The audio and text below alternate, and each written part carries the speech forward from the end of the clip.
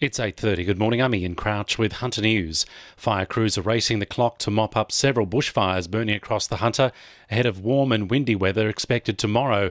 The biggest fire is the Heaton's Lookout blaze at Freeman's Waterhole, which has burnt through 835 hectares.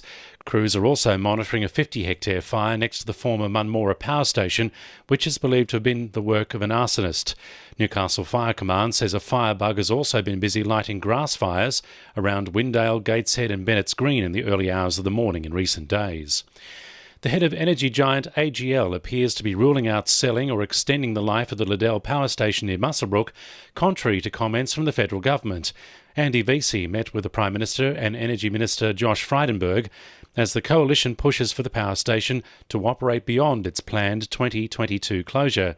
Mr Vesey will take the proposal to the board, but says he believes the company can find a solution for the energy market without keeping the power station open.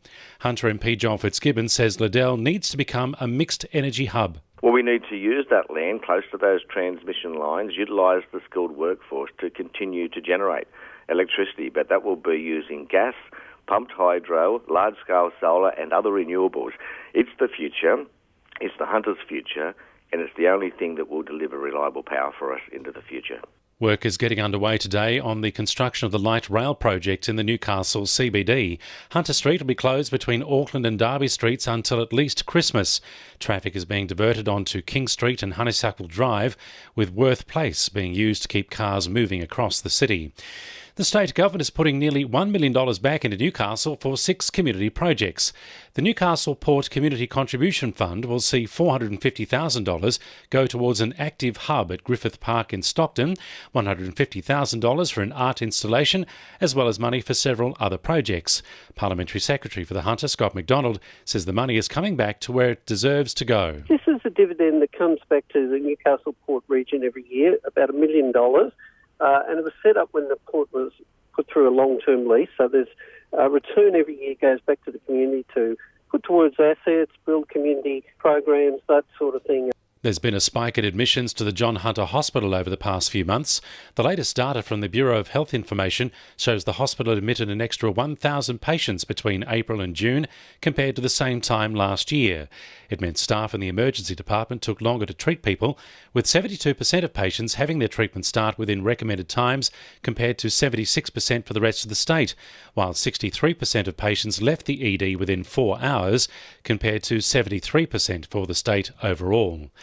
The Northern New South Wales Bike Ride for Sick Kids will see 17 cyclists ride 500 kilometres from the border of Queensland all the way down to Ronald McDonald House at the John Hunter Children's Hospital. The annual fundraising effort is hoping to raise $250,000 for the continued operation of the important facility.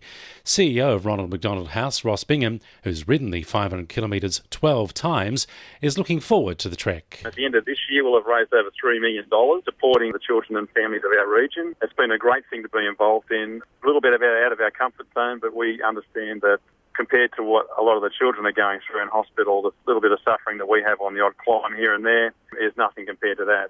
Sport for our sponsor, PRD Nationwide East Maitland. Newcastle Jets W League players are finally being rewarded for their efforts after a league-wide minimum wage of $10,000 was introduced yesterday.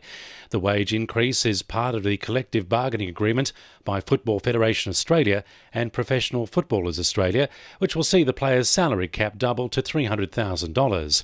The new deal comes as a breakthrough for the club, with some Jets players not being paid at all over 2 years. The Newcastle Knights are in search for a replacement for recently retired Rory Kos-Jason and are looking to utilities Slade Griffin as the man for the job.